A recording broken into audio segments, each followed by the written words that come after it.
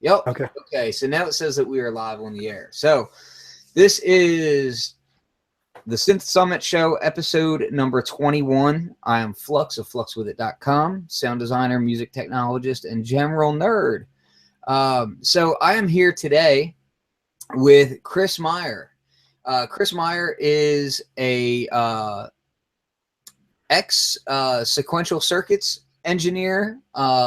What was your actual title there by the time you left? By the time I left, I was a member of the engineering department. I actually got hired into service because MIDI was considered to be like a service thing back then when it was starting up. And then I got moved into engineering for the Profit 2000, and I left as one of their engineers. Excellent. And then you also worked with Marion and Roland and digital design as well. And digital design, and then you left the audio industry and went into titles. Is that correct? I went into what we call motion graphics, creating titles and other cool graphical looks for commercials, opening titles of movies and TV shows. So you've done that for quite a while, and now you're doing. Are you still doing that as well, or is it all Learning Modular right now? LearningModular.com. We have really wound down the graphics part of our business. I mean, we did that for well over 20 years, and we did 13 books and 50 training courses on it, in addition to doing a whole bunch of movies and things like that. And we just, we'd done it long enough. And both Trish, my wife, and I came from the music industry. We both worked for Music Technology magazine back in the day. She used to play synthesizers in a synth pop band in Dublin called Blue Movies. And we both just said, now that we've put in our time, let's go back to doing what we love, which is music. So both of us kind of regressed back to what our career was before we're doing graphics. Oh, very nice. So I'm going to talk about the past because I know a lot of people want to talk about that. But before I even get to the past, I kind of want to talk a little bit about learningmodular.com. Now, currently, Modular it's so funny because a lot of people want to see it as a trend. A lot of people want to see it as like the current happening thing in music gear and music technology, but it's still extremely niche. It's still a very small segment of the music technology world. So where do you see that you're sitting in this market with Learning Modular? Is this primarily for people who are just getting into it, or are you looking to kind of reach, a wider spectrum of people who are new and advanced users, or who is that aimed at? My intention was to help new users get into modular synthesis, because I really feel we kind of went on this arc. Back when I learned synths in the late 70s, I learned on a modular synth. I learned on the Steiner Parker synthesis system. That's what you took lessons on to understand a synthesizer back then. So I started on that level, and I just saw the evolution go from modular to everything in a keyboard, to presets, to plugins, to no one's programming their own sounds anymore. And I've seen now people are getting back into modular because they want to make their own sounds. It's also, just part of expressing yourself as part of a gig and stuff like that. But a lot of the new users today just didn't have the background that I was fortunate enough to have, where it was assumed you would cut your teeth on a modular synth. And just following the forums on Facebook and stuff like that. I mean, I originally was just a lurker. I was just there just to be a user. I did not intend to get into teaching synthesis, even though I did it back in the 80s. And I just saw a lot of new users who didn't have a place to learn even the most basic information. So I thought, well, this isn't very fair. They've got to go learn this on their own. So let's help them out. Let's share what I learned back in the day and what I'm still learning today, and just try to help people get up to speed faster with these beasts. But as it turns out, there's a lot of moderate to advanced users today who just never had a foundation of knowing how a modular worked. They spent a lot of great time just goofing around with a modular, patching, randomly knob twisting, coming up with cool sounds. But I strongly believe that if you know what's going on inside these beasts, then they're much easier to use as a creative tool. So I'm just really having fun sharing information with people and using a combination of my electrical engineer background and my music background to show people how to use these beasts.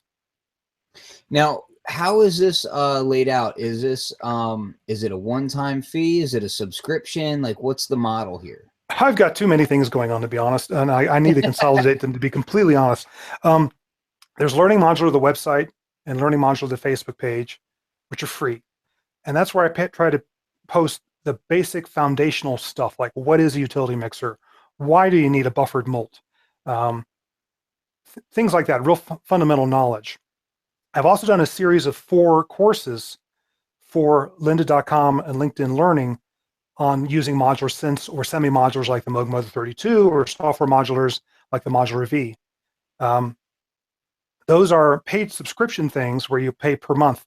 But like lynda.com has almost 400 courses on music and audio in addition to my courses up there.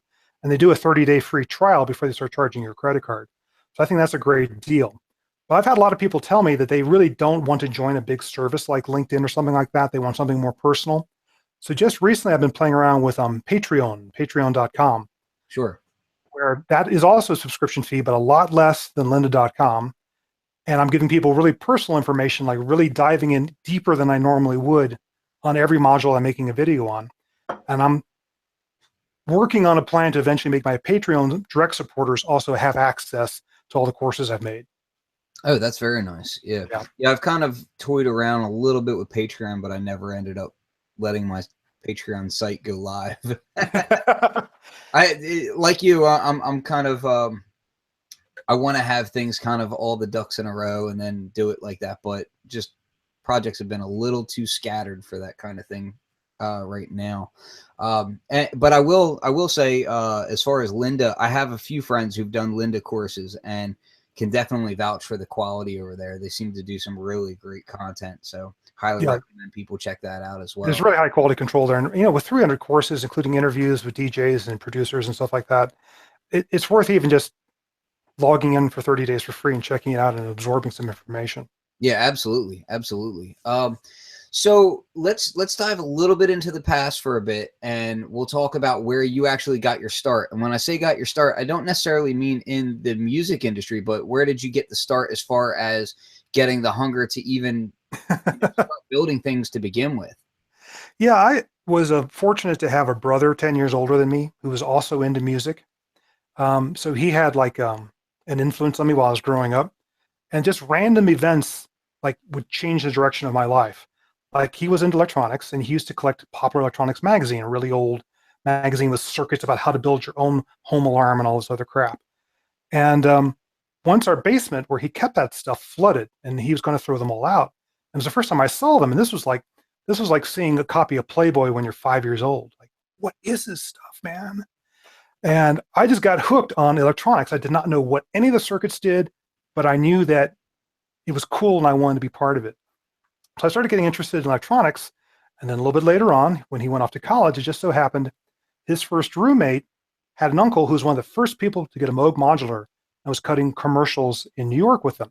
Because that's what a lot of people did with synthesizers initially. The Susan Tianis and everyone of the world who were like, hey, got a synth, make unusual sounds, really catchy for commercials. And he played a reel-to-reel tape of some of this guy's spots for me when I was still, 10, 11 years old. And I just like, oh, I have got to do this. I've got to do this. This is what I want to do. And I just kind of like focused my life on, I want to get into music. I want to get into electronics. Let's go do this stuff. But everyone kept saying, you're a fool. You don't want to be a starving musician. Don't be stupid. So I said, well, I'm also kind of like this computer stuff and this electronic stuff. So I got a degree in electrical engineering strictly for the purpose to be able to afford music as a hobby. Hey, listen, I see nothing wrong with that thought process at all. I call it strictly, I got into it for mercenary reasons. And within 1 year graduating for college, I was an engineer at Sequential Circuits. So I was able to bring them together. Yeah, that's pretty darn nice right there. Now, where were you living at the time again? I grew up in Ohio, and I was went to school and was working initially in Indiana. So I'd get copies of Keyboard Magazine and go through them. And I had sent a letter to Sequential, just a generic, hi, da-da-da. They sent me a generic rejection letter. And my first job out of college was just for a horrible, horrible employer. All of us who were the new hires were trying to get out of there in the first year. So we had this pact where we helped each other find jobs. We all subscribed to newspapers and all this jazz. And one guy was subscribed to the San Jose Mercury News, and Sequential was out of San Jose, and said, "Hey, look, there's an ad here for Sequential Circuits synthesizers." I said, "Oh man, they've already rejected me." "Oh, you should go for it, man. You should go for it." So I applied and wrote a letter with a lot of attitude rather than a generic letter saying, "You guys are doing some cool stuff. Here's some things I do differently." And they brought me out for an interview, and they hired me.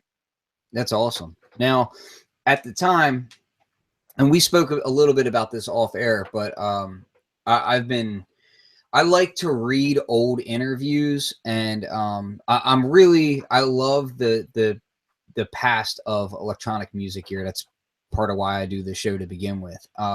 And I had been reading a lot of interviews about how the companies were run back in those days, and it seemed like a lot of these companies, not just Sequential, but a lot of them had a lot of attitude to begin with.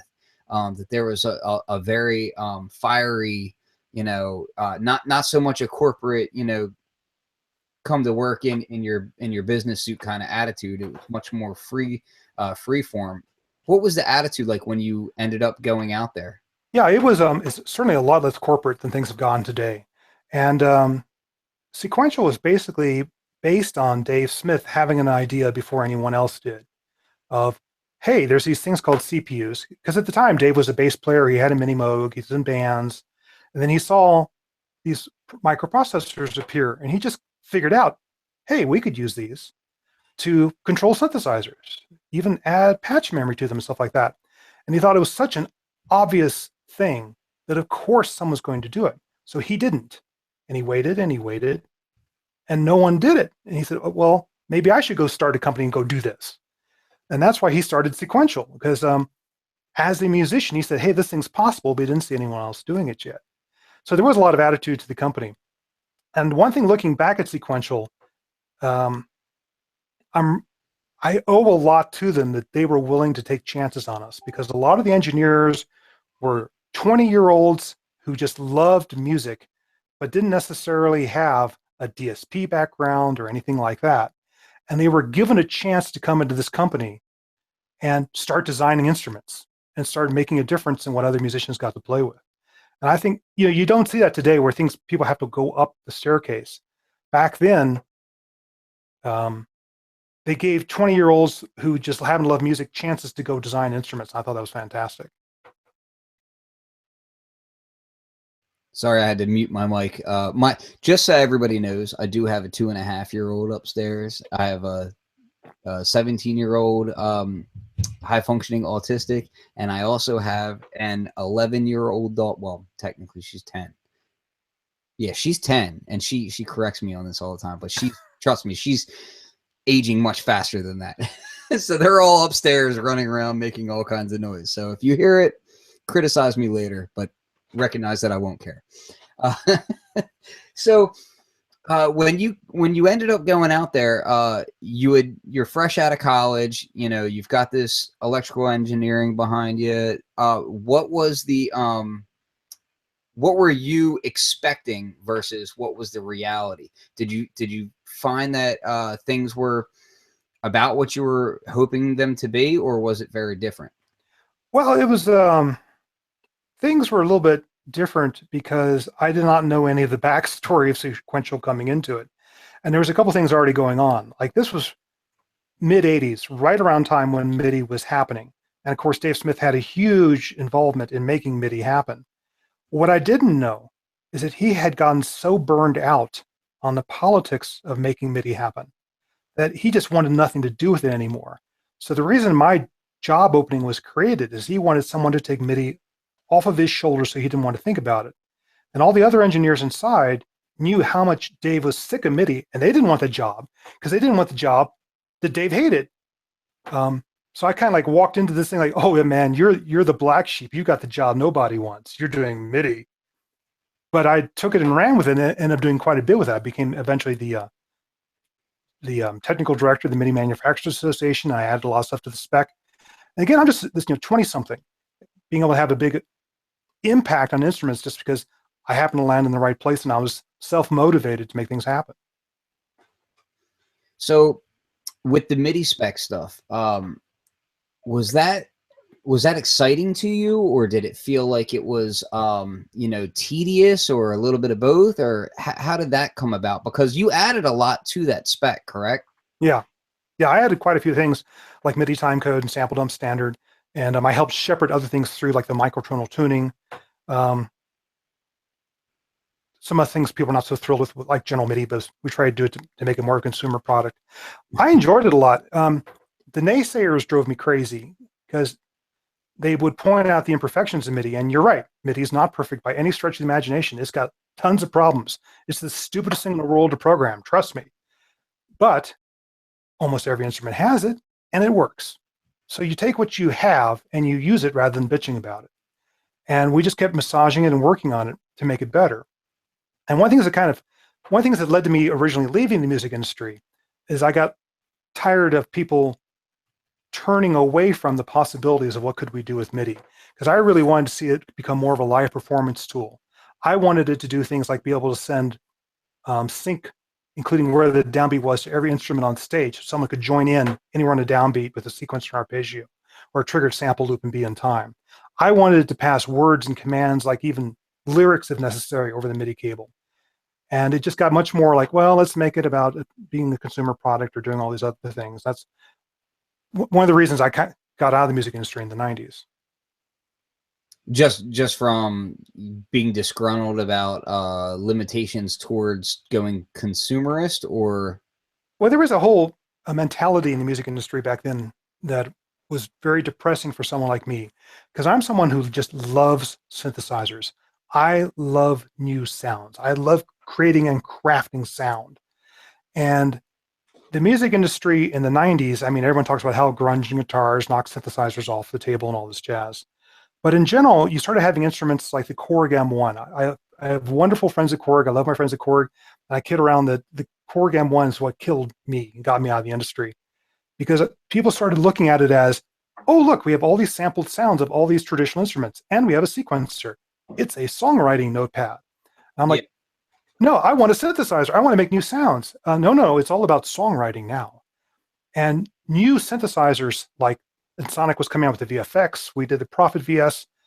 They were getting no traction because everyone said, do you have a great sampled piano? Do you have a great sampled slap bass? Do you have a sequencer with 16 tracks so I can write songs? And that's not why I was there. And that's what kind of led to me leaving. So you wanted to design synthesis powerhouses, but you felt that the industry was moving more towards, song construction, notepads, and, workstations as a whole. Because really, I think the M1 was really the first workstation, right? Yeah, it was the first workstation. And it had some cool sounds like the pole sound and stuff like that. But a lot of it was, hey, M1 piano. And I was about trying to create a sound you hadn't heard before, rather than a better version of a sound everyone's heard.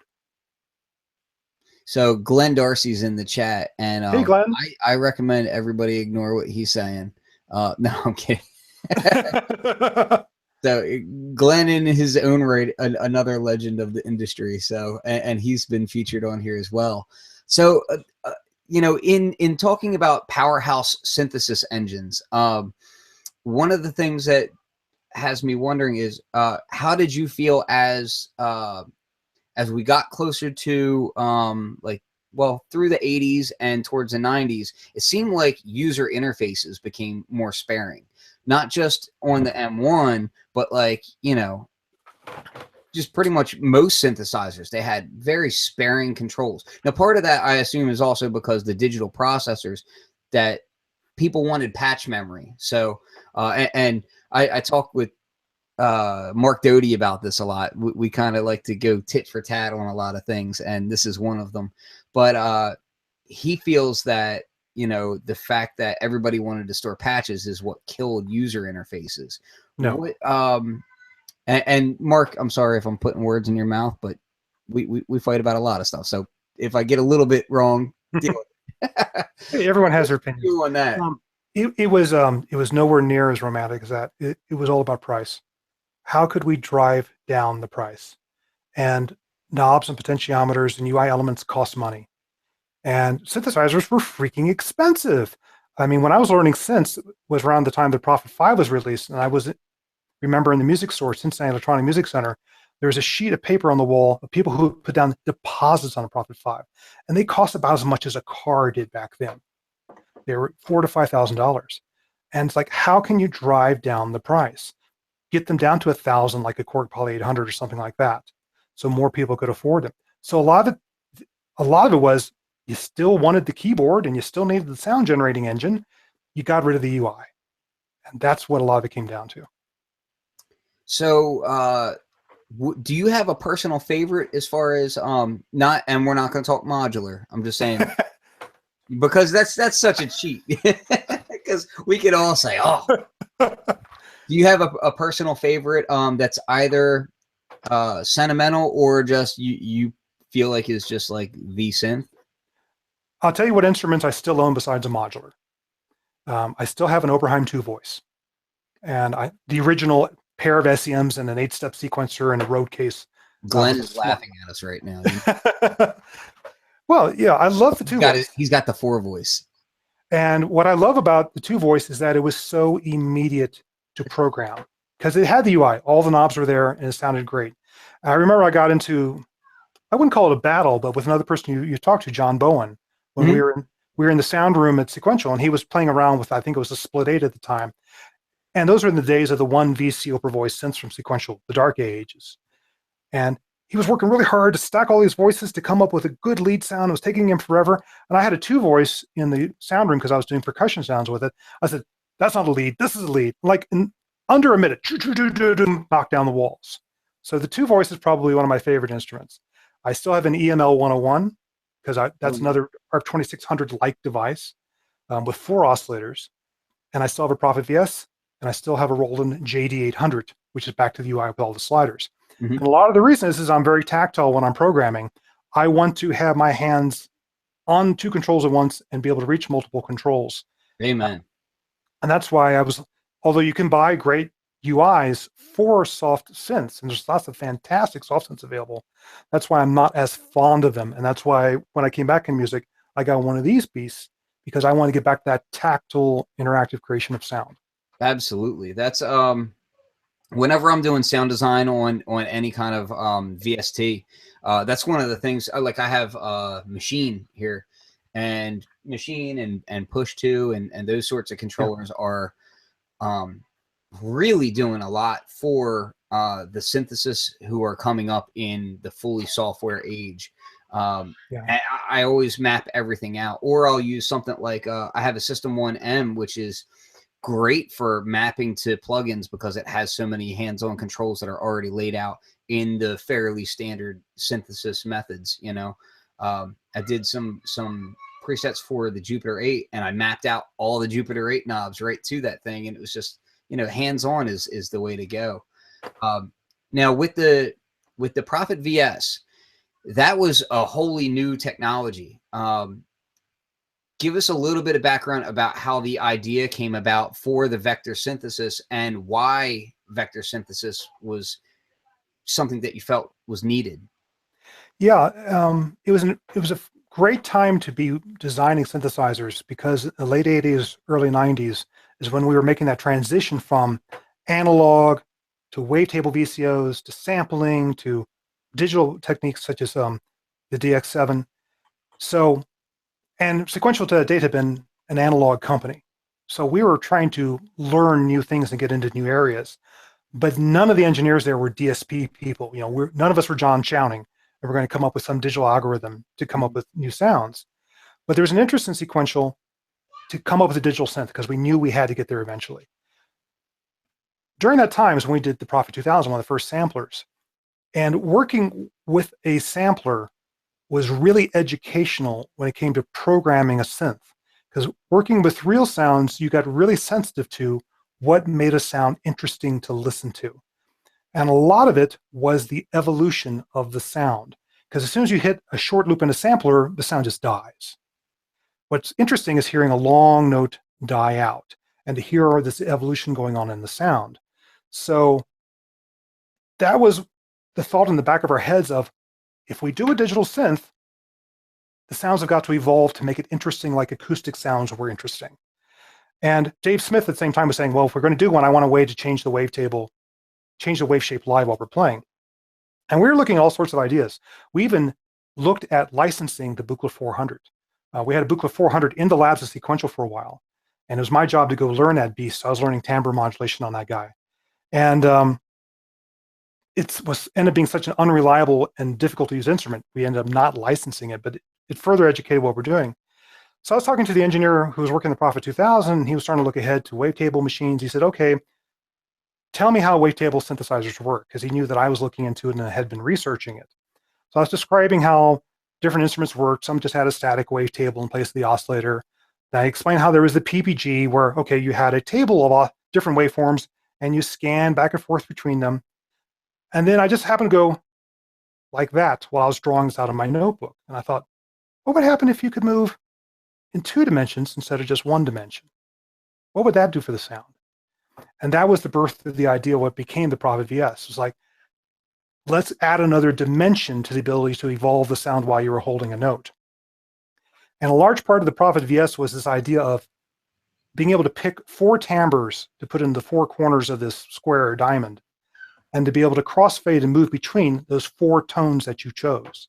And that was a very different thought than the PPG, where the PPG said, here is a table of waves we have chosen for you, and you only get to move among the waveforms we have chosen. And that's what a lot of digital morphing oscillators are still based on today in the modular world, where our thing was, no, pick. Here's what the attack of a piano sounds like. Here's what the sustain of a trombone sounds like, etc.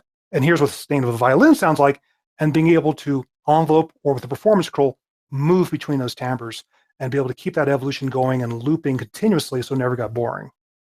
So, not to oversimplify, but that sounds kind of complicated for the state of processors back then. It was. So, I mean, at some point did anybody say, hey, you're crazy? Like, how are you gonna make it do all of this and still sound okay and be that, because again, that's, today it doesn't sound like a lot of parameters, but for back then, that's a lot of live parameters moving around at once. Yeah, and it was a difficult nut to crack of how we were going to solve this. We were trying to theorize first, how did just a normal wavetable instrument work? And we came up with 2 theories and then took in different instruments and tore them apart and found out that we were right. The DW8 6000, DW8000 from Korg said, let's have one really huge long sample and skip samples, decide what pitch we're going to play it back at. And then there was the PPG said, let's have one very short loop of a sample and play back at different speeds. But we wanted to mix 4 of those together. And initially I thought a limitation of VS was going to need to be that the 4 oscillators were tuned together. They couldn't be detuned. So the idea was, for every cycle, you would look at 4 different waves, mix those waves together, which can be done very easily with digital, then go ahead and go out to a standard analog, filter, and envelope. And we were looking using very early DSP chips from Texas Instruments, the TMS 020s, 3020s, I forget the number, it was so long ago. And we were going to need like 2 of those to do all the digital oscillators. And it was just a real difficult design challenge. But I thought, well, if we just keep them all tuned the same, that'd be great. But Josh Jeffy, who was the lead engineer on the Prophet VS, kept trying and trying and trying and said, this doesn't sound good. This gets back to like 1 oscillator. Even if the waveform's changing, there's no detuning. There's no intervals or chords built into the note. He said, we just can't have them tuned together. They have to be independently tuned. So we just came up with this crazy system of having a whole bunch of wavetable oscillators playing back really fast and mixing them together in analog by basically multiplexing across them using sample and hold circuits. And those circuits didn't work very well. The chips didn't work very well. And the noisiness of the Prophet VS basically came out of problems with the analog electronics of trying to mix that many waveforms that fast. So you're saying that you were playing the waveforms very fast. And forgive me, I don't have a Prophet VS. I wish I did. Yeah. And trust me, I wish I did. That's why I have an SQ80. It's as close as I could get. But so you say you were playing them very, very quickly, but how were you able to get to the lower detuned pitches in that way? Well, you can get to the lower detuned pitches by slowing down how fast you're stepping through each sample of the waveform. Oh, I see. And that's actually Um, I'll tell you another little war story. That's the secret to creating a particular sound where you have pitched down the loop so slowly that you're getting an inverse image, a mirror image of the harmonics reappearing in the harmonic spectra. So when you hear strange high harmonics on top of a low bass sound, that's actually a digital phenomena of you're playing back so low that's actually creating a mirror image of those harmonics up at a higher frequency. Um, that's a classic sound of the PBG. I love that sound of the PBG, and I had no idea where that. Are you talking about as far as like aliasing or Exactly, aliasing? Aliasing okay, creates a great sound. because I haven't heard, I just haven't heard it explained that way, and that's interesting. Yeah, technically, what is you probably heard in sampling theory? There's the Nyquist theory of you. Yes. Yeah. Well, the reason why you want your sample rate, half your sample rate, to be above audibility is because a copy of those harmonics are being mirrored above half the sample rate, but you're trying to push them out of audibility so you don't hear them. But if you pitch everything down, you've dragged that mirror of harmonics down into audibility, and that's when you have. To me, it was a much richer sound. It was hilarious because one of my favorite sounds on the PBG ended up being a sine wave pitched down so low that you had what was basically like the 64th or 128th harmonic on top of it. And we had this funny thing in the lab at Sequential. I kept saying, we have to make the sound, we have to make the sound, we have to make the sound. And they said, we don't know what you're talking about, and we don't know how to do it.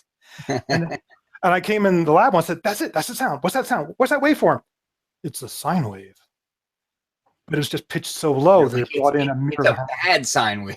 Yeah, exactly. It was a digitally flawed one. And the funny thing was, I later worked for Tom Oberheim for a year, and we were talking about why didn't Oberheim do a digital wavetable instrument? And he said he'd looked at Simonton's book on electronic circuits for music synthesis, and it pointed out that, well, if you use a wavetable and you pitch it down, you're going to have this aliasing, and you don't want that. And Tom said, yeah, you don't want that. And it stopped him from doing a wavetable synth because he thought, oh, you're going to end up with aliasing and no one's going to want that. Little to find out. There's this guy named Flux who you know, in 2017 is buying up vintage samplers and stuff because of the aliasing. So it's funny because we were just before the show we were talking about how I'm messing with the Emax. I have an Emax 1 over here, and you were saying, oh, why did you want that? And I was like, well, I wanted it because it has that grit, like it's got that aliasing. And today, if you were to do that even with something from the 2000s, like a Triton or something that multi-samples, doesn't do it as well because the sample rates are so much higher. They've designed those flaws out of it. And there's actually an old interview with not that old, with Brian Eno, where he says the way that digital media goes is what's perceived as an undesirable artifact later on becomes its most desirable characteristic for people, who are nostalgic about the old sound. And that's, aliasing was an undesirable artifact, supposedly, when we started making these things. And now it's like a desirable thing for people who are chasing down vintage instruments. Yeah, it's funny because it's one of those things where, you have to also think about what it's going through.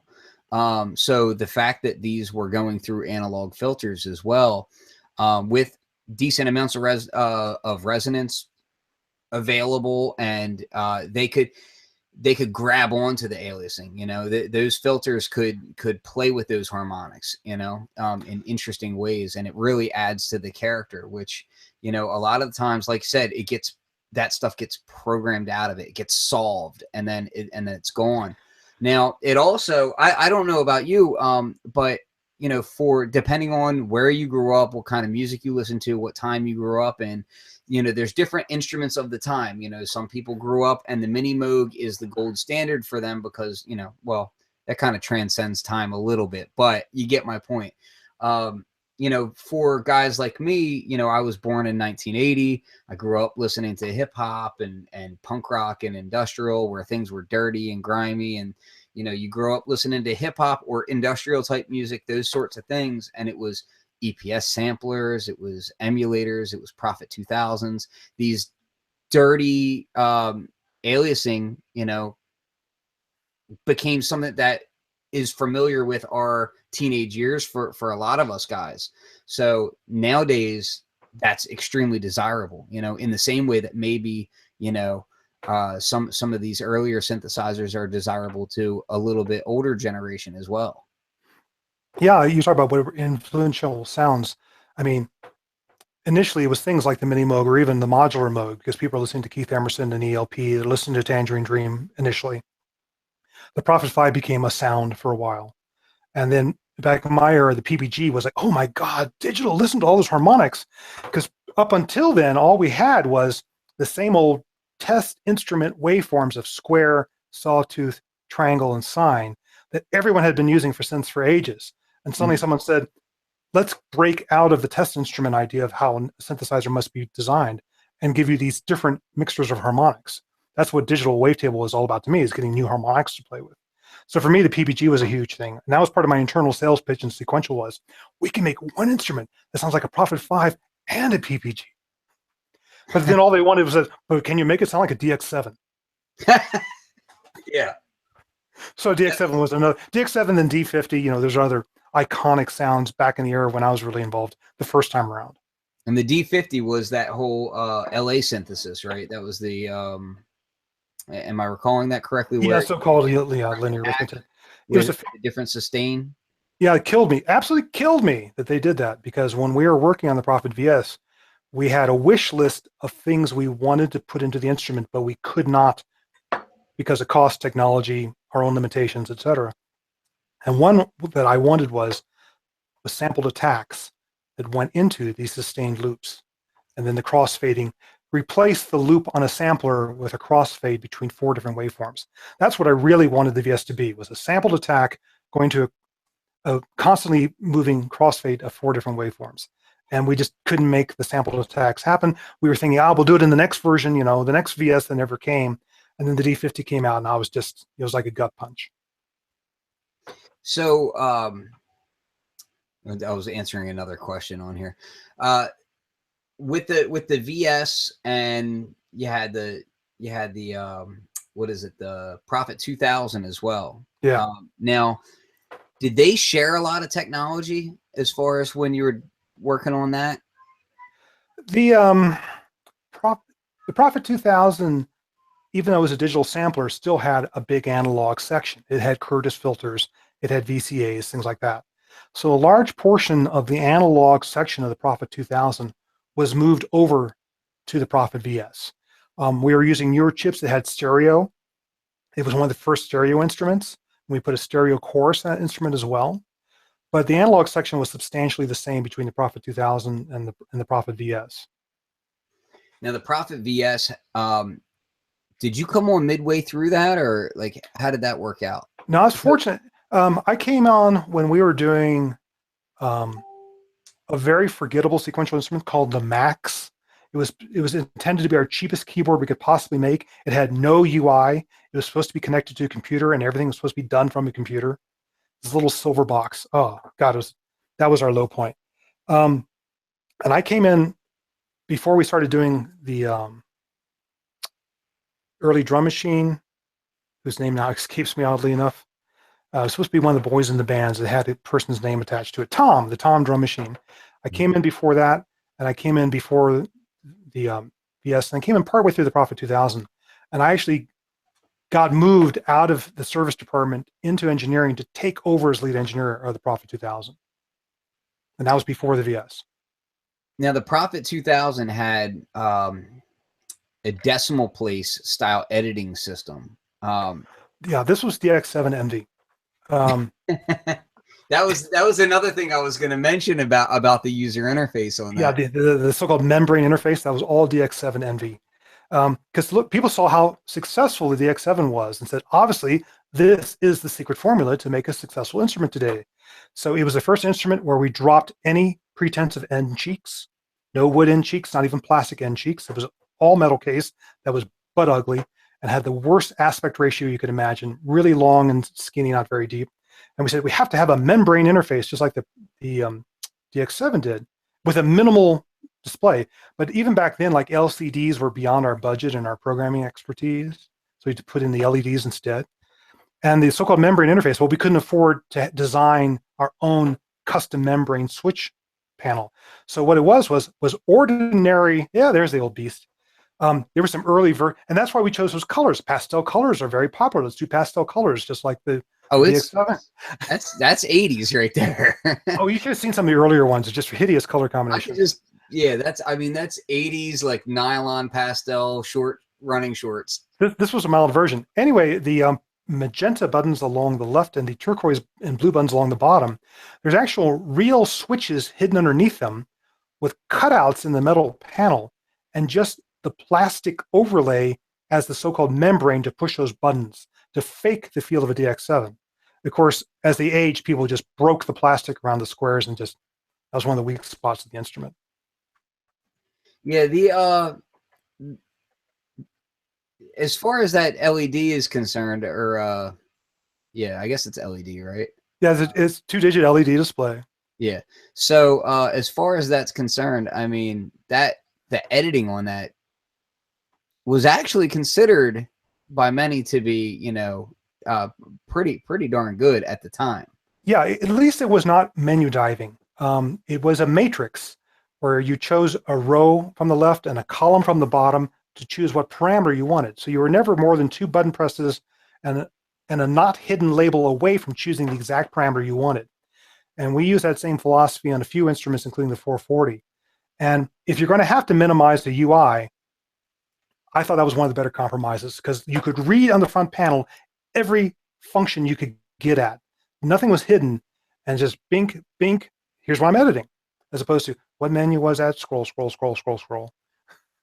Now, was there anything on that you were overly frustrated by, or maybe didn't want to have it end up the way that it did during that phase, or were you pretty locked in and felt that was coming along pretty nice?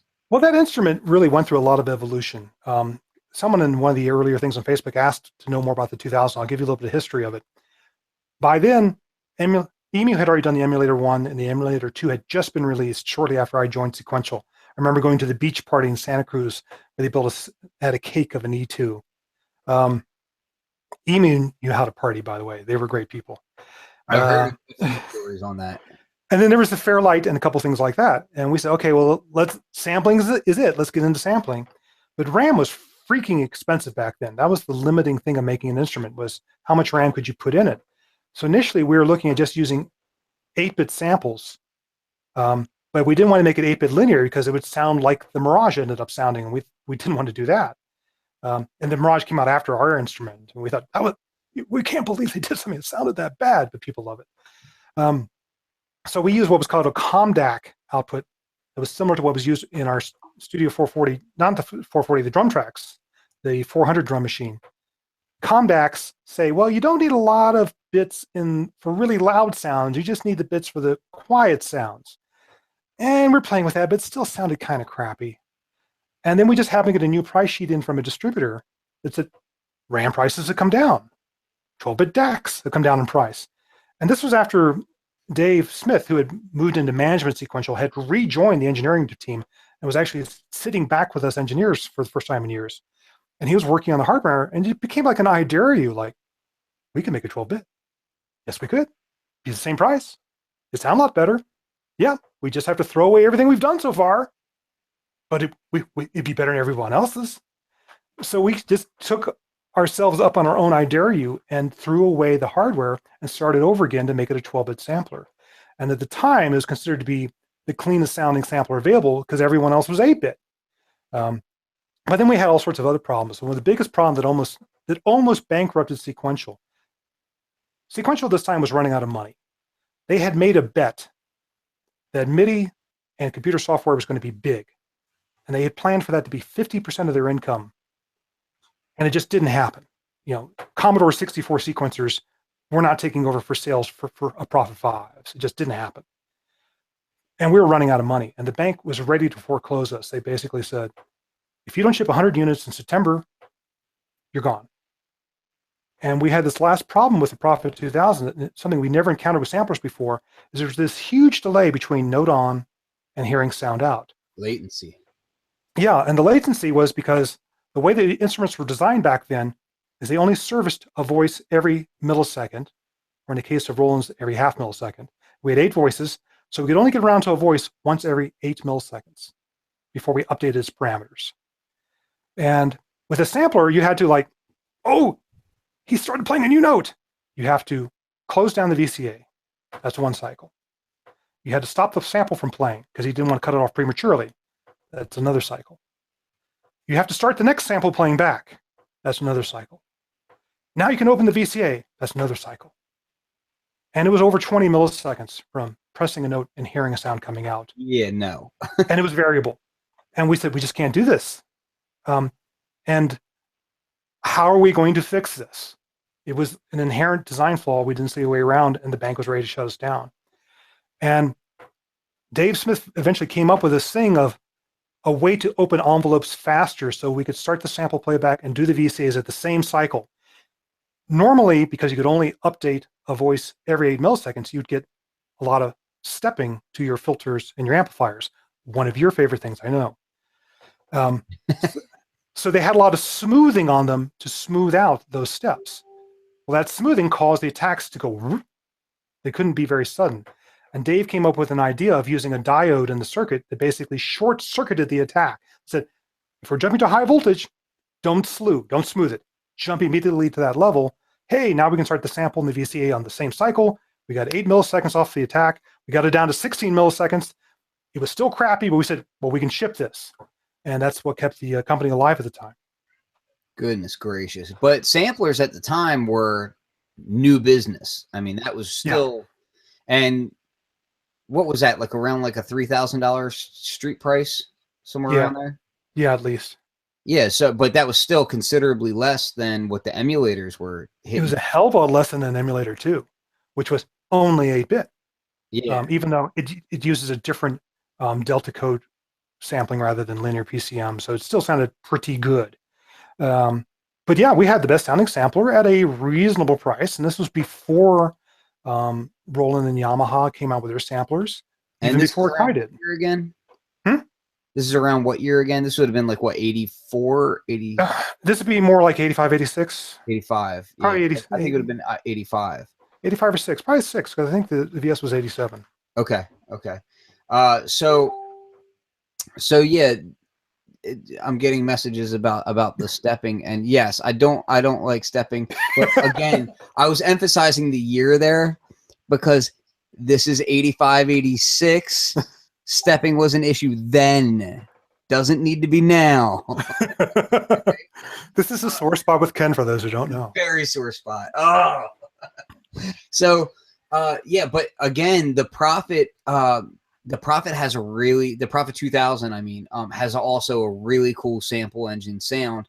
And as you were talking about how, you know, there was the Mirage that had that 8-bit sound, which was definitely a worse, more, you know, broken up type sound. Noisy as all hell. Low fidelity, we'll call it. You know, by comparison. And so you had the Emu was working with the emulators, and then after the Prophet 2000, they came out with the Emax, and you know, much later, yeah. You know, the price market started to come down a little bit, though. The Emax was still like $4,000, between $3,000 and $4,000, depending on the layout. If you got one loaded, if you got one with just a floppy and RAM, it was not with the HD.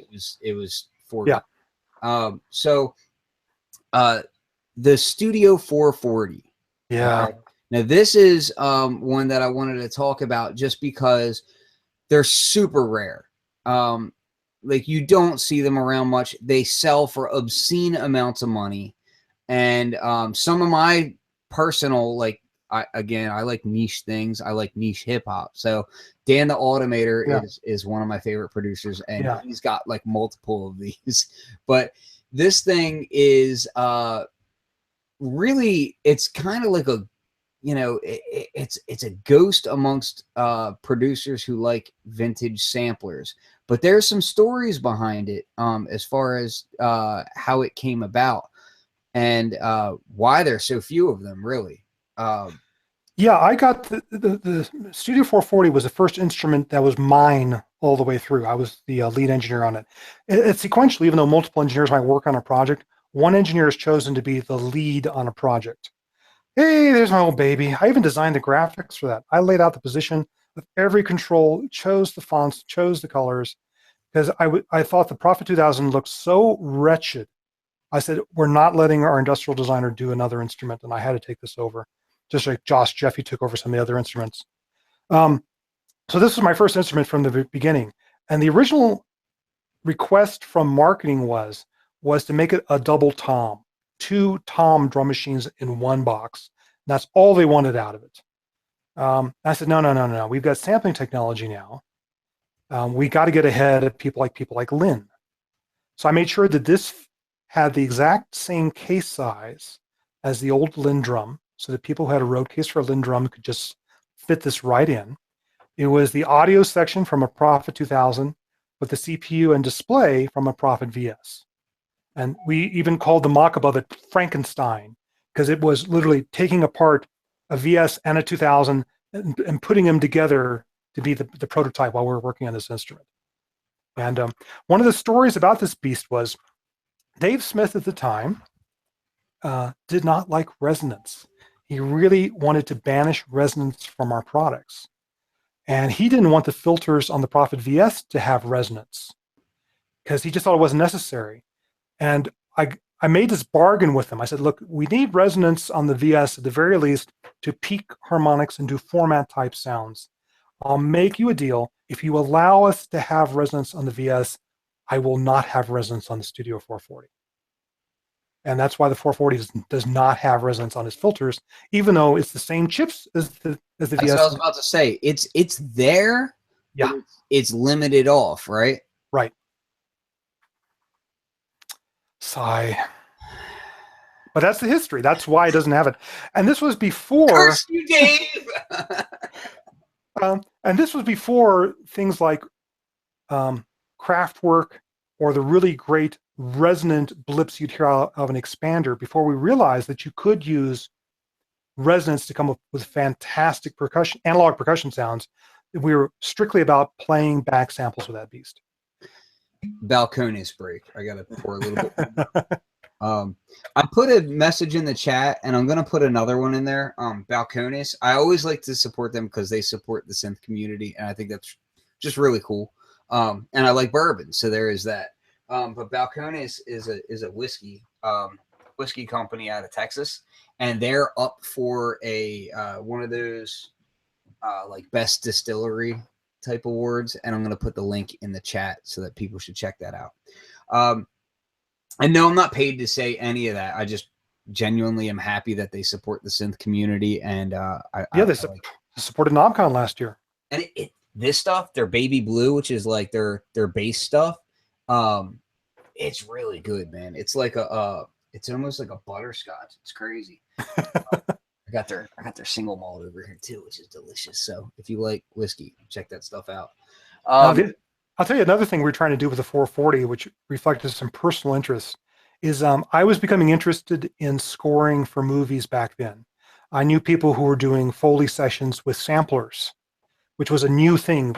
Foley, the art of doing sound effects for movies, used to be done with physical objects, coconuts for horses and all that stuff. And I knew some people were starting to do it with like emulators. I said, oh, we could really make one heck of a sound design box for sound effects for movies and picture. So in the 440, we also built SynthSummitShow into that instrument, which was a first for us and for a lot of instruments. I developed MIDI timecode strictly for that instrument because I wanted a way for people to trigger samples based on MIDI timecode, not just on what beat of a sequence that you're on. And a lot of that was inspired by what was being done at the DroidWorks, the sound arm of LucasArts back then. And something called the ASP, the audio signal processor. I was just going through those papers going, how are they sequencing things to make things go at certain times? And a lot of that technology is buried in the 440. So even though people use it for hip hop and stuff like that, what's little known is that it's also one of the very first empty timecode beasts. It's supposed to be made, it was supposed to be usable for movies as well. So the Studio 440, just a little bit, as far as what it was marketed up against. Tell us a little bit about, so when you were developing this thing, which is basically a drum sampler, what were you looking at for inspiration on that? As far as, okay, this is what I have to compete against, or this is what I need to do before somebody else, or how did that we were competing with Lynn because he was moving from sampled sounds to actually having a sampler. And we were trying to leapfrog in front of Oberheim with DMX and all those other drum machines. Because the idea was, let's get ahead of doing sound cartridges and things like that. Because previously our instruments were ROM playback, and I even did one of the sound cartridges for the Tom drum machine and damaged my hearing doing it, by the way.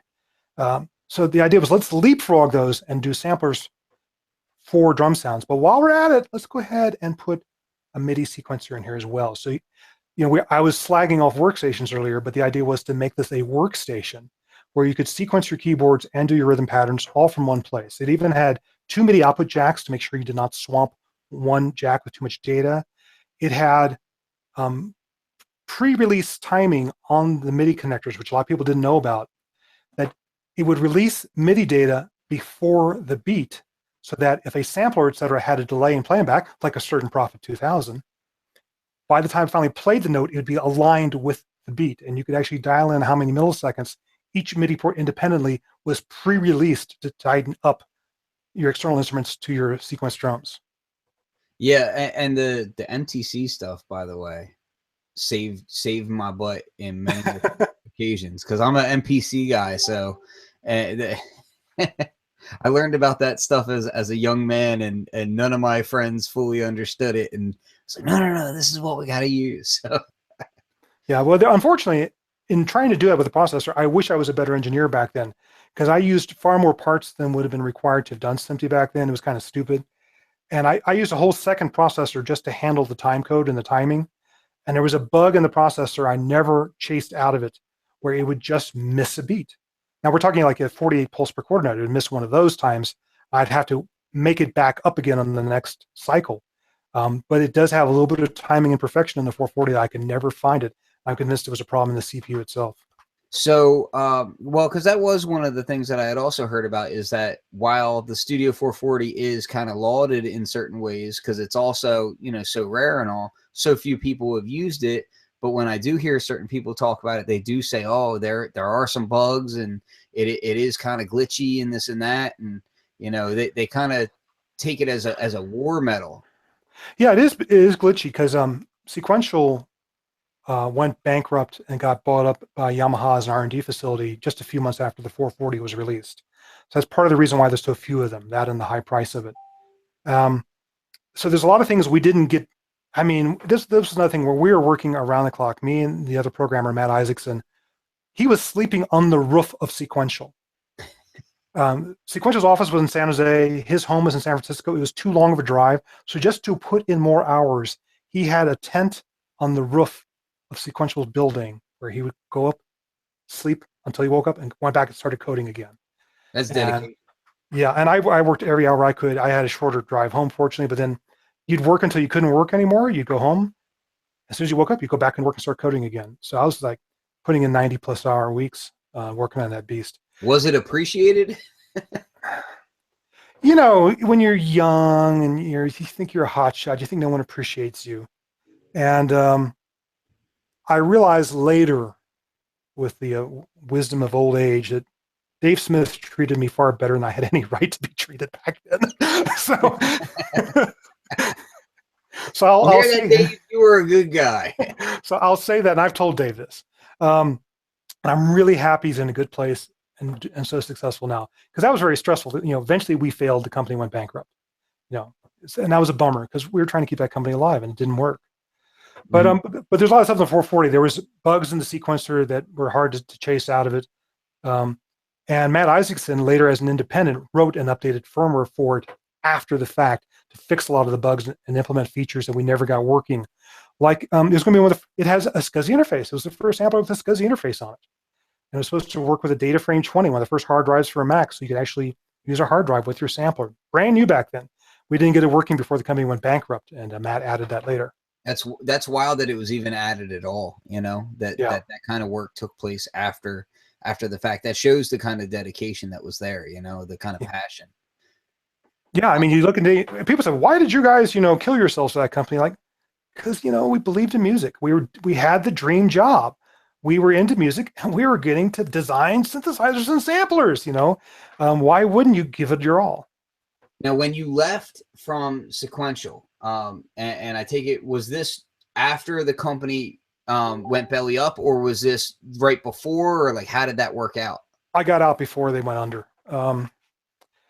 I left before the Prophet 3000, which Scott Peer, one of the other engineers there, worked on, and they went bankrupt before the 3000 came out, and that's when Yamaha took them over. I got out before then to go jump it to digital design, because I was making the 440 to be a product that went with a piece of software digital design was working on called QSheet, and it was a Mac software that could automate your studio, it could do automated mix downs, and it could trigger samples based on a SMPTE-based cue sheet.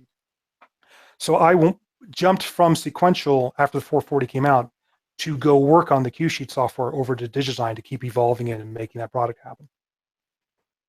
So when you left, what were the projects that you were involved in? That were any of them as inspiring to you as anything you did over at Sequential at that point?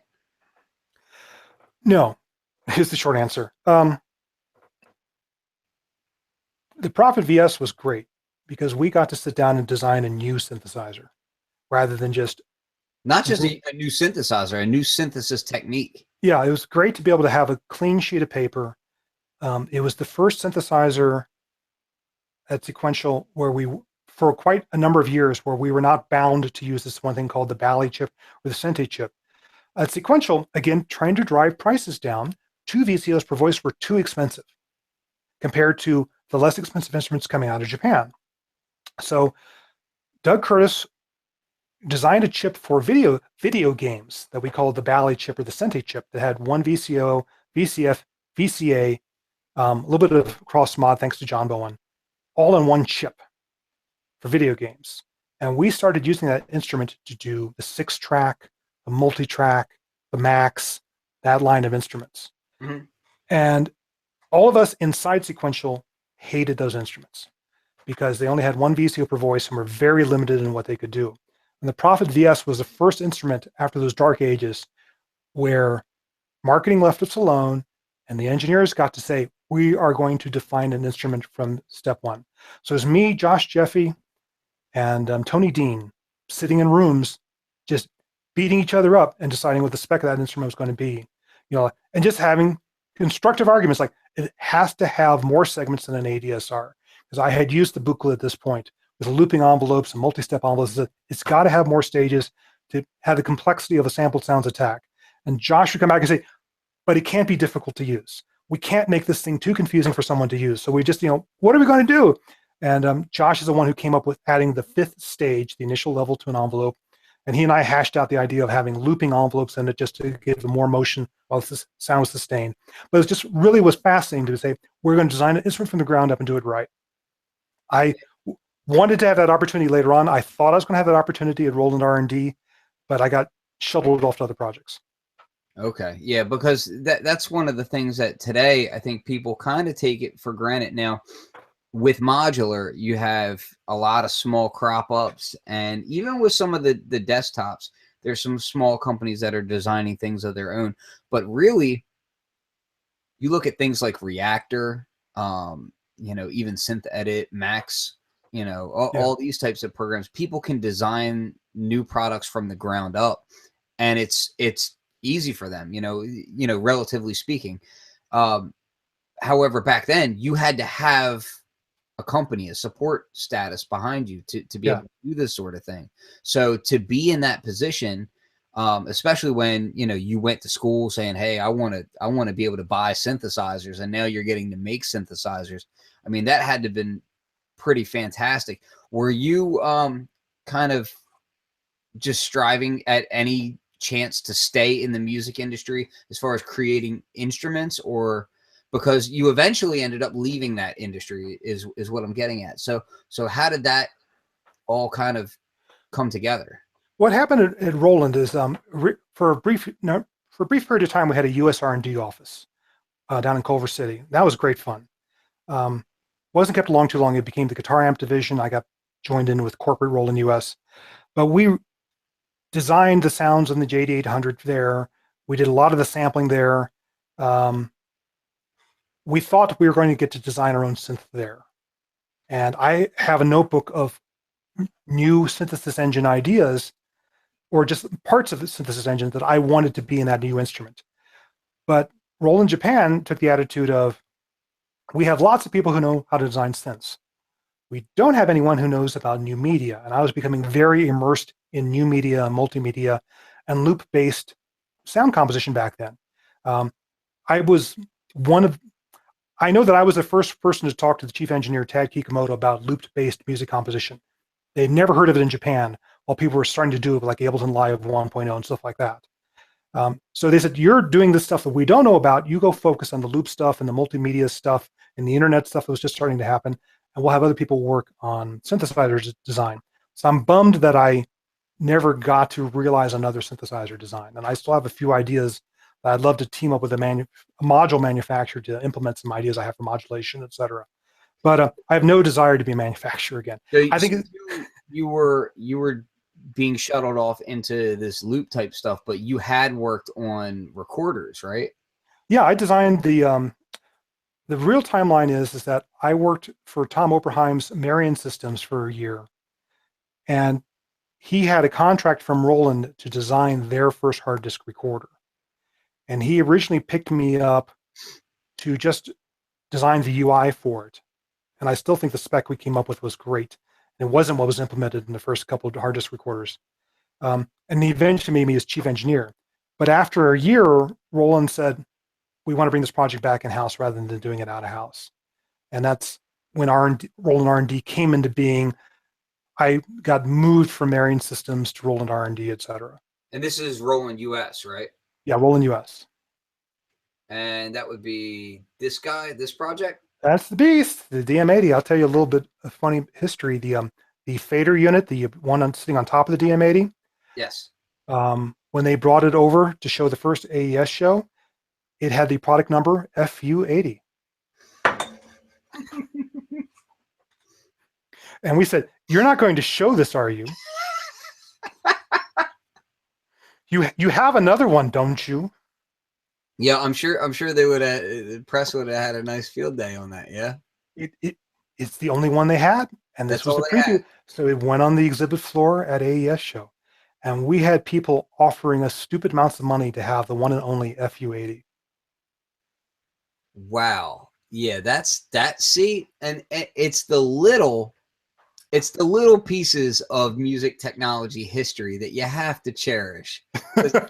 It's little stuff like that that make me. But at the time, I had already been doing loop-based live performance using a Studio 440 timed to its sequencer. I had pitch shifted or stretched loops to fit specific number of beats at certain tempos, loaded those samples up and triggered them from my sequencer. So I was doing loop-based performance in the 90s in the 80s with the DM80. And I wanted stretching those out, just doing calculations yourself and plotting it out that way. I was calculating how long it had to be to fit a certain tempo. And then I was going into an old piece of sample editing software called Blank's Alchemy by Donnie Blank and Blank Software, and time stretching or compressing samples, downloading them through MIDI sample dump, which was one of the things I created, and then triggering them from the sequencer and using that in live performance, because I wanted to switch between sample loops the same way people could switch between drum patterns back then by queuing them up ahead of time. This was before Ableton Live. And I really got into Ableton when it came out. But anyway, after that in Sequential, I said, I really want to make a hard disk recorder that integrates well with other instruments. It's not just a tape recorder that happens to be digital. It's going to be a sequencer as well.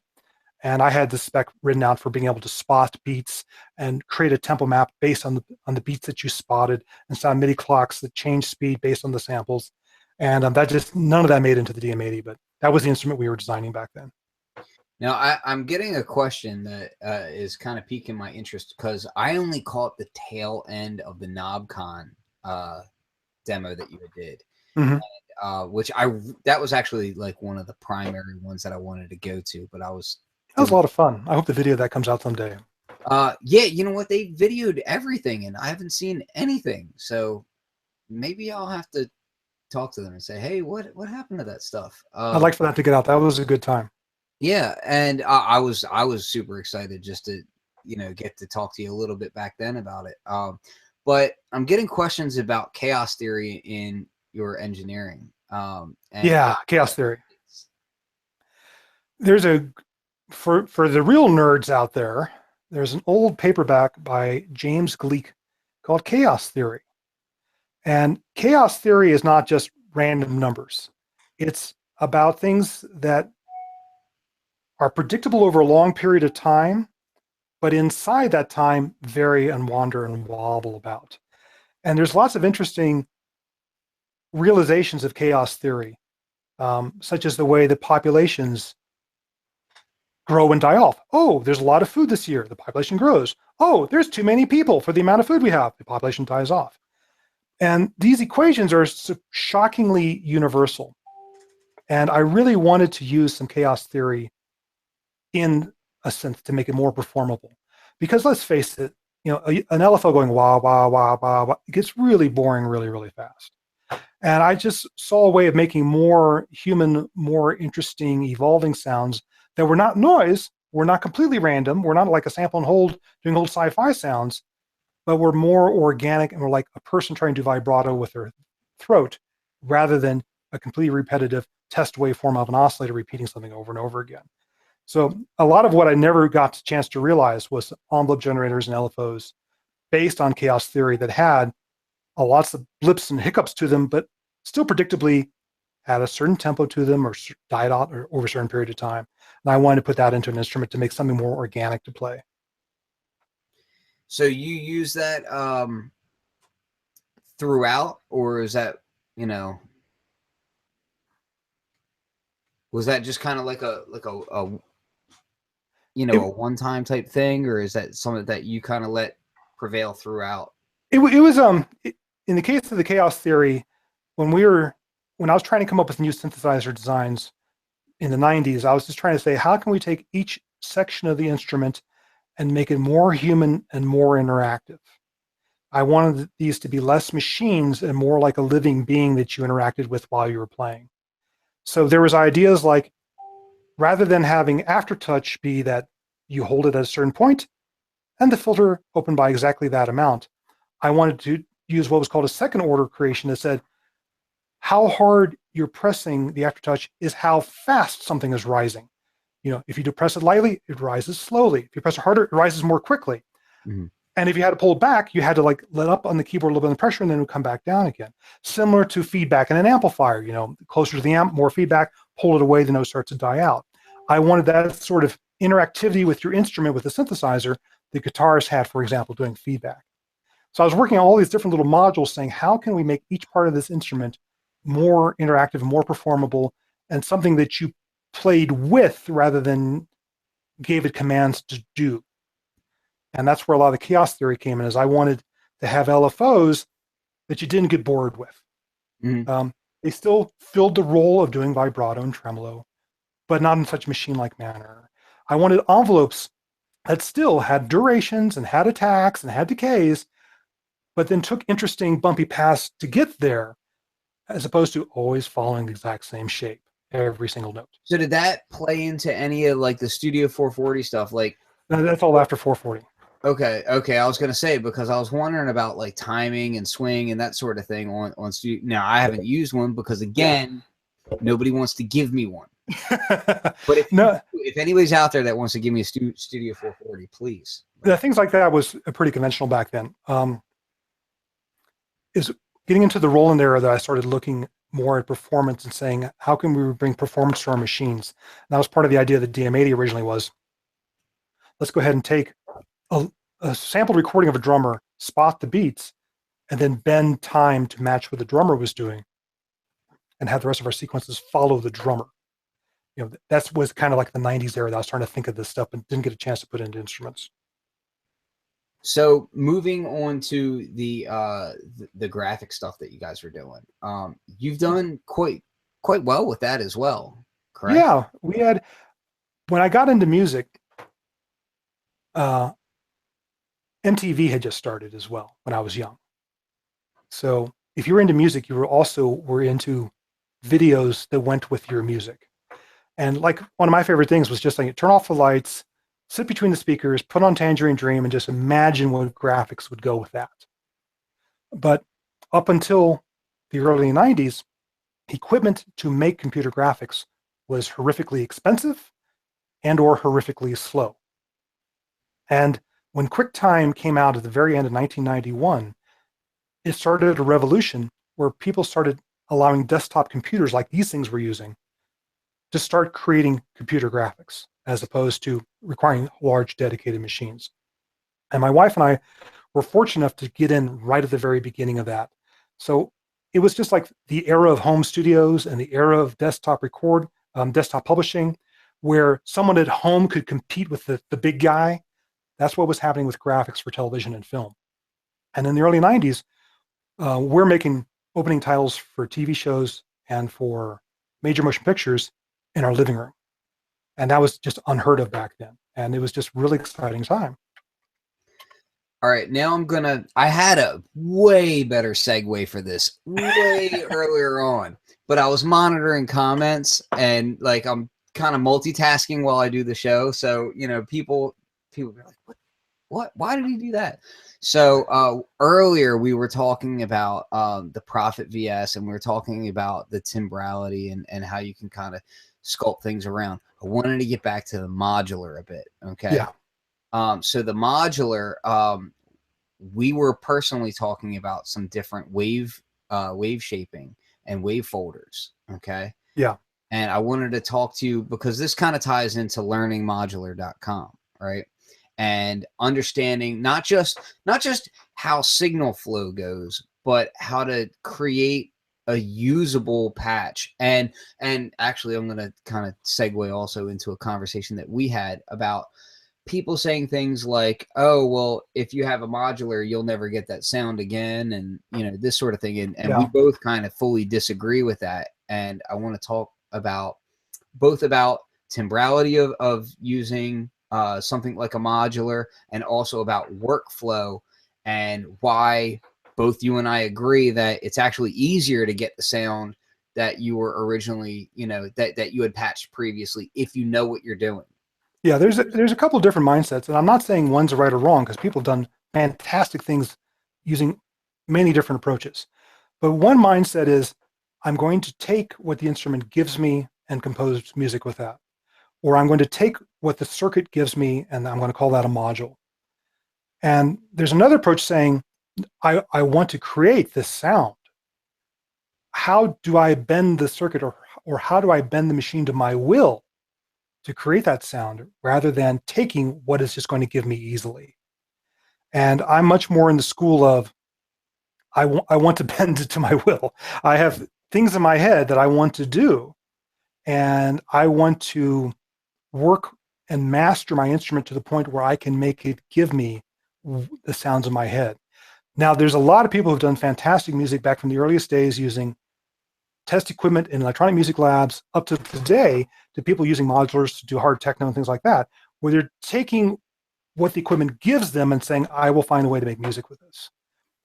And I'm not dissing that. There's a lot of fantastic stuff comes out that way, and I listen to it.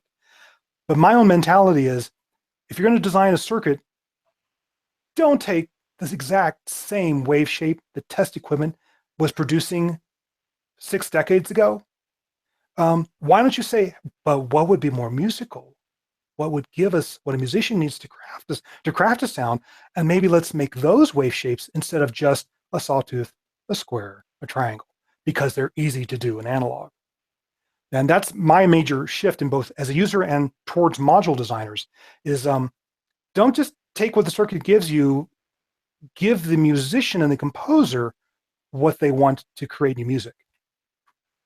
So when you see people scoffing at, say, an oscillator that doesn't produce a perfect triangle or doesn't produce a perfect saw wave, do you find that to be the wrong way about thinking? Is it more about, hey, well, what does it sound like? You know, does it sound pleasant? Like, why are you so obsessed about it being a perfect triangle? It needs to just sound good. There's two answers to that. One is I like to bend things. So even when I owned a Paya modular synth, a kit back in my college days, I took every waveform, symmetry, trimmer, etc., and brought them out to knobs on the front panel so I can make the imperfect triangle, the imperfect sine. I wanted to get the full range of sounds rather than just the perfect sound. Mm-hmm. So I really believe in being able to bend it and say, no, what sounds good to my ear, as opposed to what's in Plato's land of ideal forms for a sawtooth wave. On the other hand, both perfectly designed waveforms and very poorly designed waveforms can give you bad sounds. You know, when you have a sawtooth core oscillator and you're trying to invert it to create the downslope of a triangle, you don't line these up right, you get a little extra spike right there where the two join up.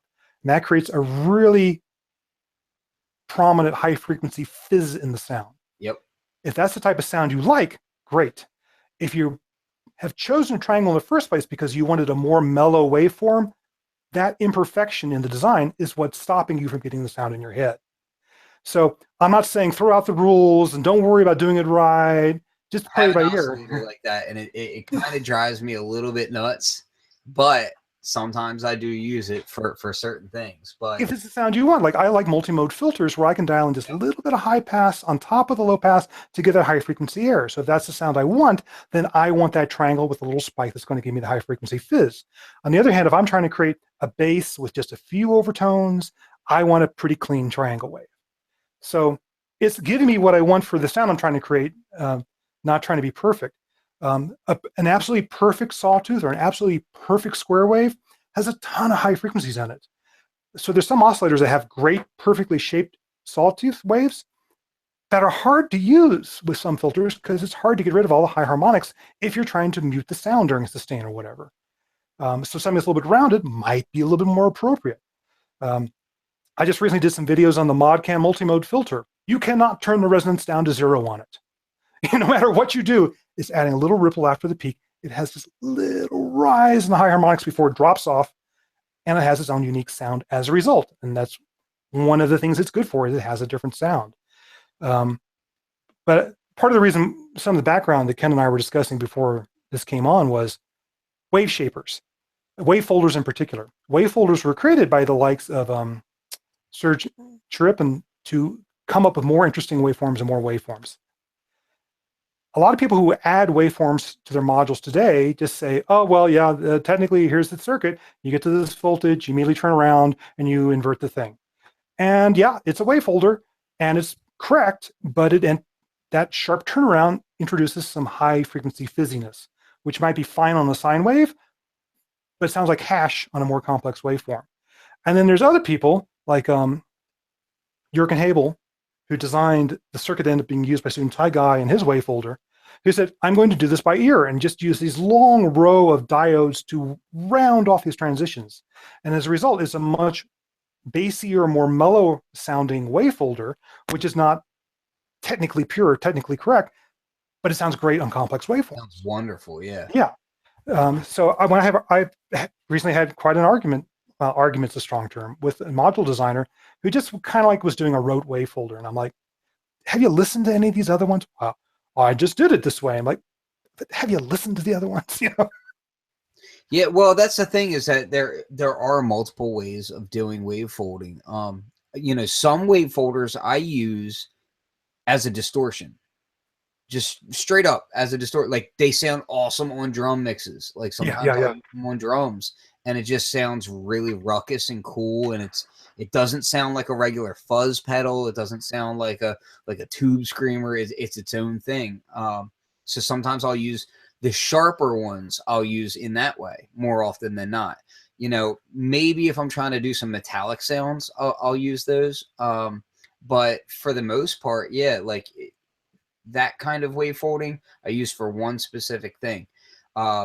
Other wave folders, yeah, I like that kind of, a lot of people refer to like the Buchla sound as like a very like rubbery sound, yeah, rubbery, and you get like these cool like rounded bells and that kind of stuff. And that's when I want to see a rounded wave folder kind of coming in, and then I'll combine that with the LPG, and oh, it's delicious. And that's why I have a few different wave folders in my modular. And actually, I patched together a couple things earlier, just goofing around with this idea.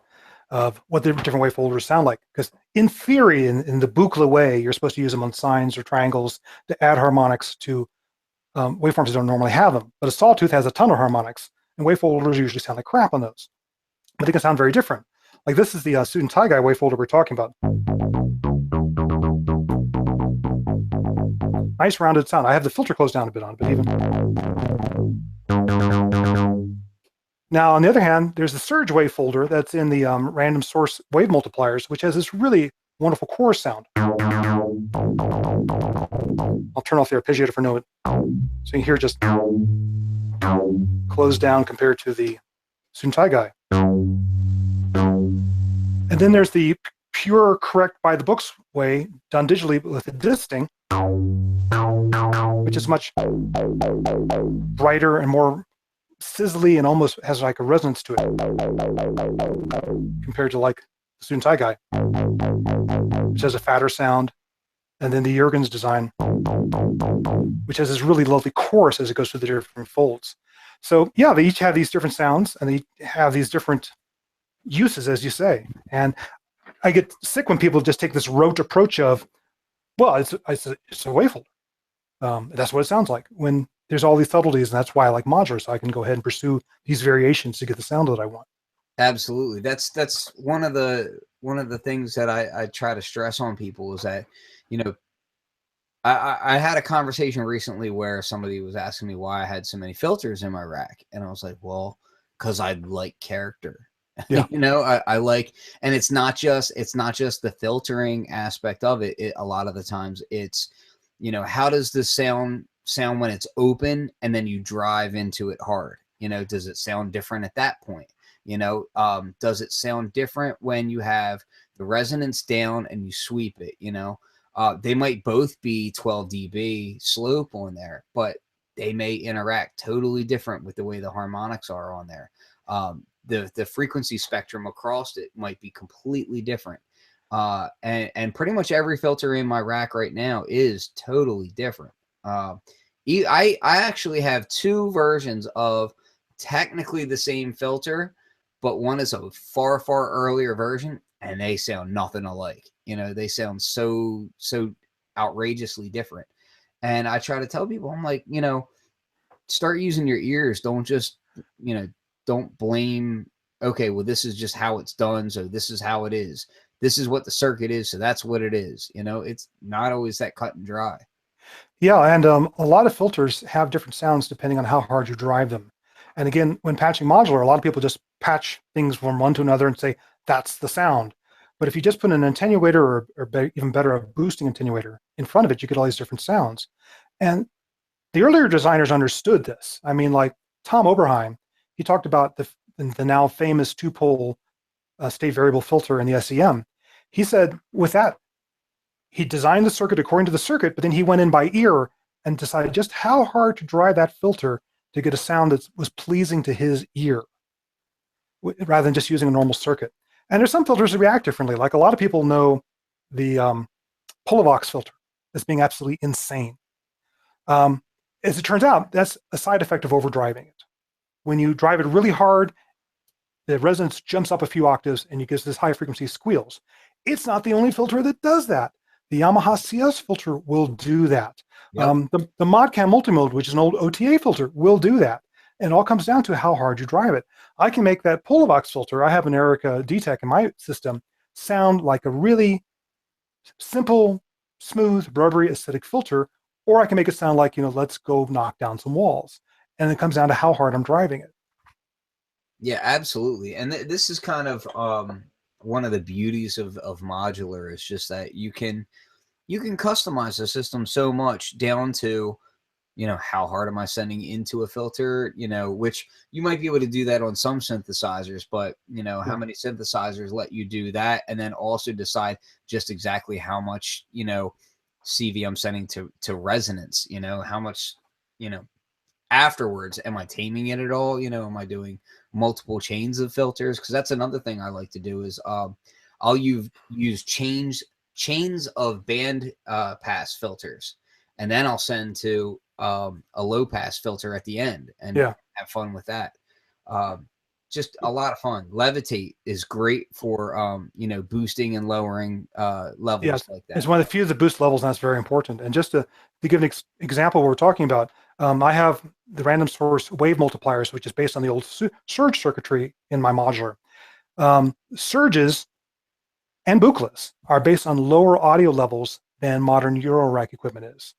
So when you use the design without modification like he did, it's easy to overdrive it. So this filter sounds radically different just depending on how hard you're driving it. So it's not filtered by wave shaper. So that's it's sustained. But if I go ahead and just change how hard I'm driving it,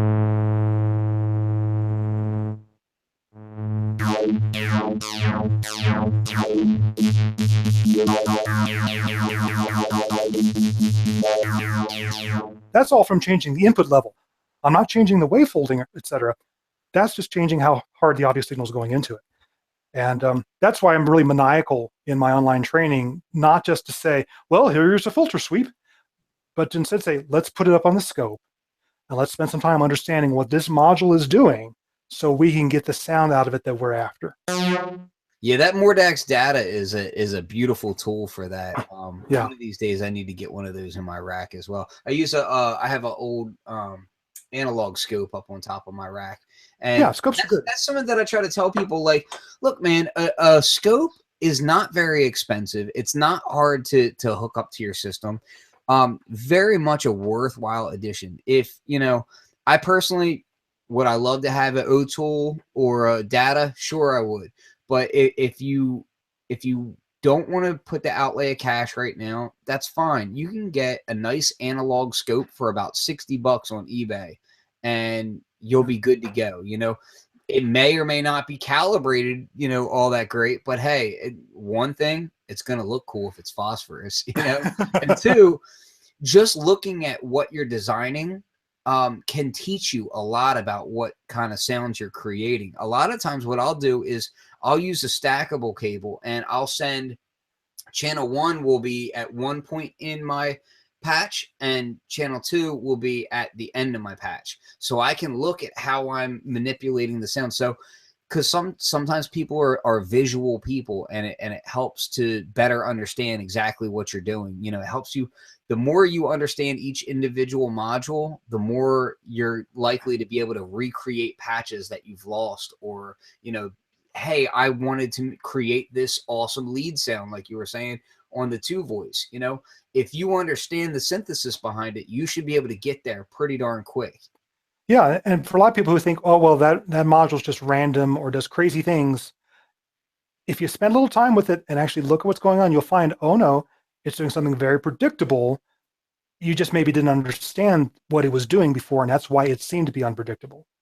And I really believe this stuff's learnable. You know, we talked about earlier about, oh, you can never get the same sound twice on a modular. Well, it's fun. Just go ahead and goof around with them. That's how you learn brand new stuff. But if you know how it works, you can go back and get not only that same sound you did last week that you really liked, you can make a brand new sound that you may like even better. So I'm also going to, again, point to the chat, because a lot of times people forget about it. So I'm asking if there's any final questions in there before we close this stuff out. Yeah. But so the learningmodular.com, how long have you been doing that now? How long has that site been up? The site went up roughly 2 years ago, but I did as a very soft launch of just putting. Has it been that long? Yeah. But I just, I just kind of like did an article on like, well, what's the difference between a full modular and a semi-modular? What is a mult? What is a mixer? That was just really early stuff. And then I went to NAMM 2016, and that was the beginning of starting to report about what's there. And then the first course came out spring of 2016, and I've done a total of 4 courses so far. And one thing I try to do at shows like NAMM is, since I'm an engineer as well, I have a lot of fun going and talking to the designers and saying, what was your intention with this? What's special about this? And just trying to share that with people so they know what was the motivation behind a module rather than just another VCA or just another filter. Quite often, these designers are musicians as well, and they're trying to get something, and they've designed something unique to them to get that thing in their heads. And I want people to understand that. Yeah, I think it's really useful to have all these different opinions. As you know, like, I have my site and I cover modular and whatnot, but I also have had DivKid on the show, and Yeah. on the other shows, and he does kind of a similar sort of thing as well.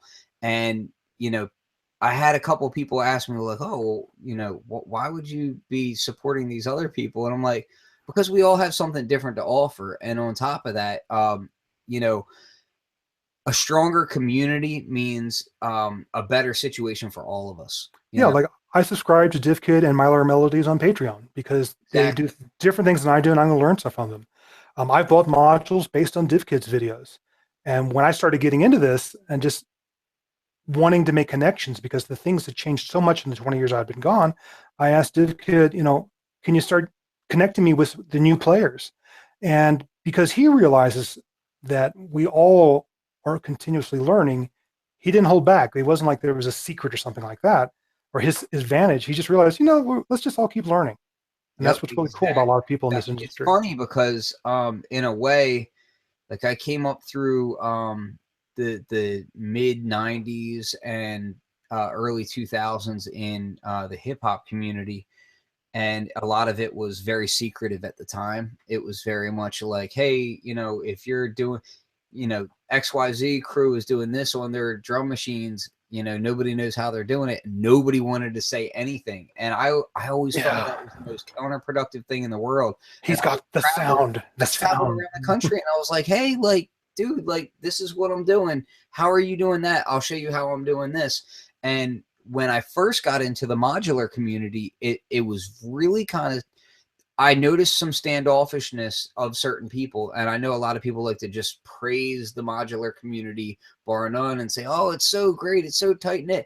But there is a lot of people out there that were like, the power supply should be a barrier to entry and this and that. And I'm like, look, dude, it's the power supply. People are just asking simple questions about, they don't understand why the case and the power are separate. They just want to know. And Yeah, people none of us were born knowing this stuff. None of us were born knowing this stuff.